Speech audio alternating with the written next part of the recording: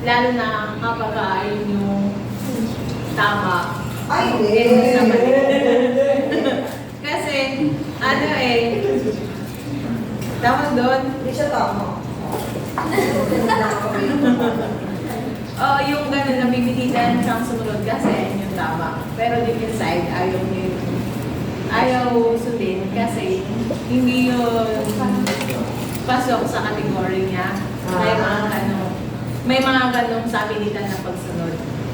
So, dito po, ang topic natin is malayang pagsunod. So, makibukas po tayo sa Psalms 119 verse 33 hanggang 35 po, pakibasa.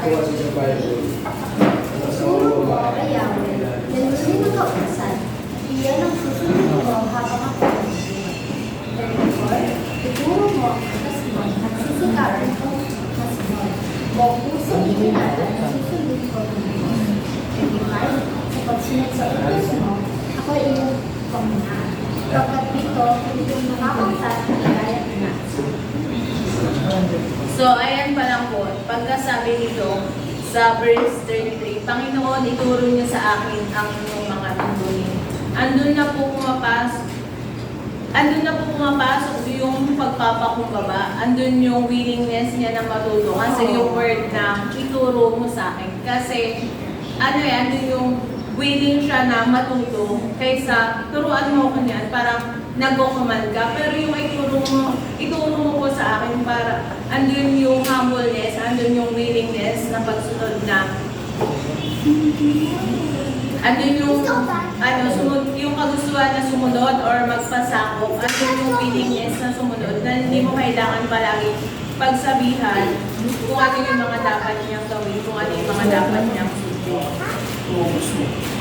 Makibasa naman po tayo sa 36 hanggang 40.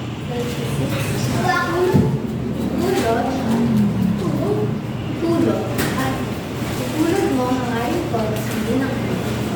Hindi pa sa katangan mo, yumaman ang Diyos.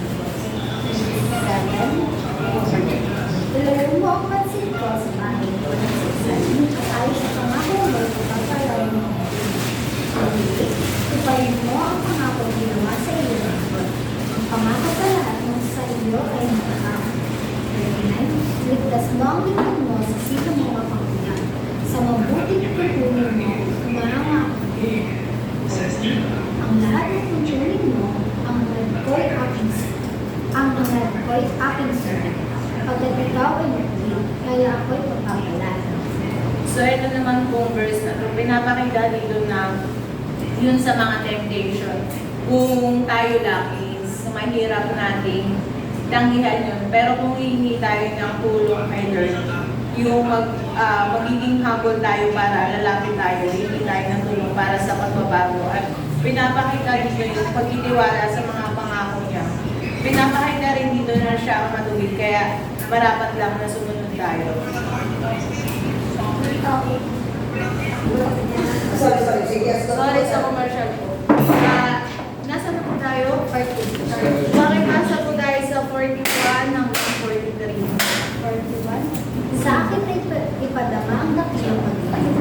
Ayon sa pangako, Yahweh, iligtas mo ako upang yaong nalalait sa aking isip ko. Lamang ako'y may tiwala sa lahat ng salita mo. Tulungan mo, hinayag ako pagkat ako'y may tiwala sa tapat mo kahilan. So, ayan. Sinasabi doon yung nakaramdam na ng pag-ibig ng Diyos. Bilang nakakilala at tumanggap, mas nakakaramdam tayo ng pag-ibig ng Diyos. Tayo ang mas namumulat sa mga tama at mali. Tayo ang mas nakakaintindi ng mga temporary or pang-internal. Kaya if ever na may kaibigan o sitwasyon, we know how to deal it accordingly to His will.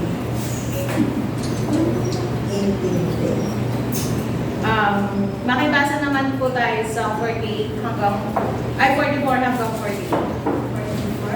Lagi ako tatalima sa bibig mo kaupasan.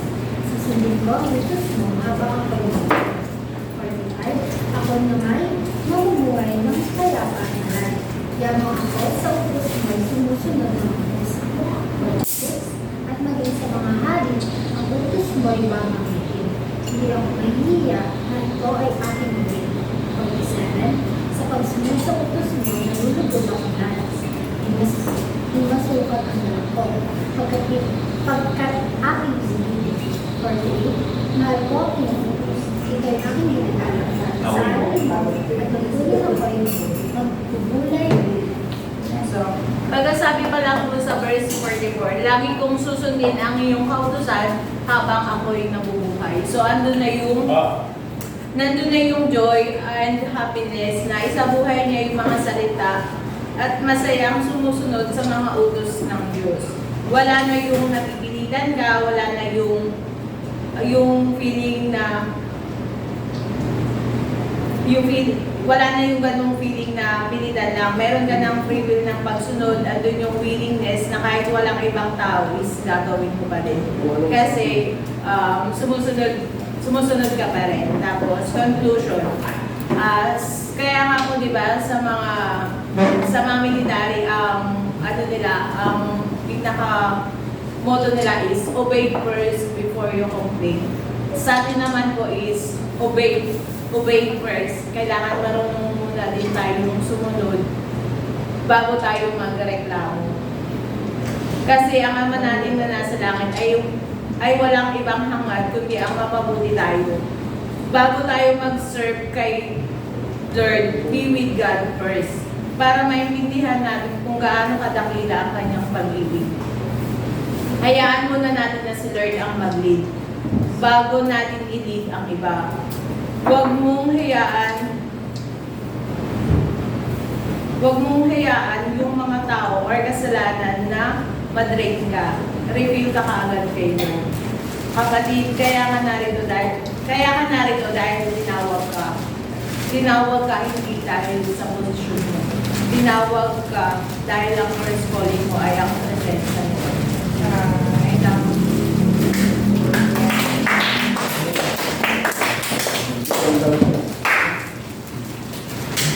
Question going to tomorrow.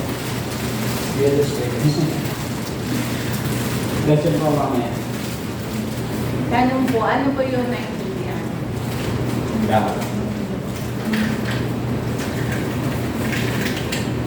Susunod ka lang po ba dahil napipilitan ka? O susunod ka dahil nandun yung joy, yung happiness sa puso mo na ito yung gawin natin kasi ito yung tama.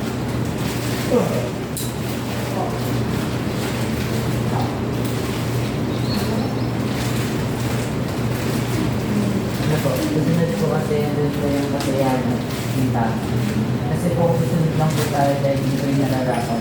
Para lang po tayo ng ano po, pinaplastic lang po natin yung sarili natin. Nilaloko lang po natin sa mga. Parang ginagawa lang po natin yung tama kasi alam po natin ang tama. Pero sa loob po natin hindi tayo masaya. Parang ano lang po,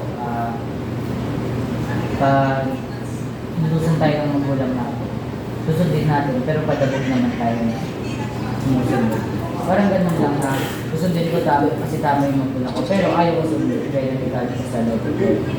And kung yung minsan naman po is yung pagsunod na may kagalakan sa puso po is ano po, ano po yung ano po parang doon po nilifeel yung comfort mo po sa Panginoon, yung feeling na kahit ano pa yung utos, masaya ka dahil ano po, ang dadamon po yung pag-ibig mo sa buhay. Sa iba po, ano po yung naintindihan? Paano kung masabi niyo mas mabuti ang magtanong rather na ikaw yung magbutos? Halimbawa kung gusto ko magpaturo kay Kuya Diyos ng gitara at ang sagot niya is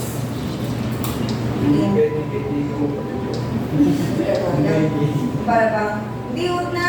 Kung ka naman ano pong mas mabuti kong reaksyon bilang ako yung tao gusto ko magpaturo.